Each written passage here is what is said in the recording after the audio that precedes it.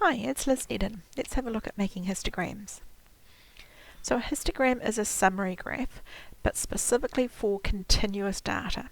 Now you'll notice on my graph there, I've got 3 bars, but each of the bars is touching each other. There's no gaps, and that's because we have continuous data. So let's have a look at an example. Let's try to draw a graph of the wall sit times. So the first thing I need to do is make myself a frequency table because I need that data summarized before I can put it into a graph. So I want my wall sit time in one column and the frequency in the other. So I need to look at my wall sit times and think, well, what is the biggest number? And the biggest number is 640. So now I want to split the data up into equal size sections that go up to at least 640. So I'm going to choose to split them into 4 equal size groups of about 200 wide. So I'm going to go from 0 to 199, 200 to 399. Notice how I'm not overlapping. 400 to 599 and 600 to 799.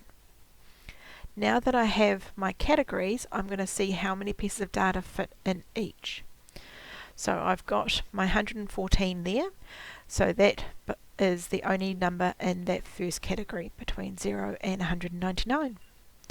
Now let's look at the second category between 200 and 399, and we've got 2 values at 352 and at 238. So we've got a frequency of 2. Then we've got a value of 421 belonging into our next category, so that gives us a frequency of 1.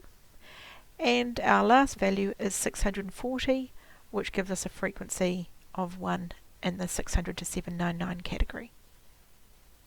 So now let's look at making this into a graph. Put our axes there, and we have our frequency on our vertical axis there. Now my highest frequency is 2, so that's why I just go kind of a little bit more than that, so I've only got up to a frequency of 3. And on my x-axis I have my wall sit times, and I'm going to split them into those different limits at the end, so 0 to 200, 2 to 4, 4 to 6, 6 to 8. So let's look at the first wall sit time. That has between 0 and 199 has a frequency of 1. So therefore, from between 0 up to 200, but not including it, I'm going to do a frequency of 1. Our next category, 200 to 399, has a frequency of 2.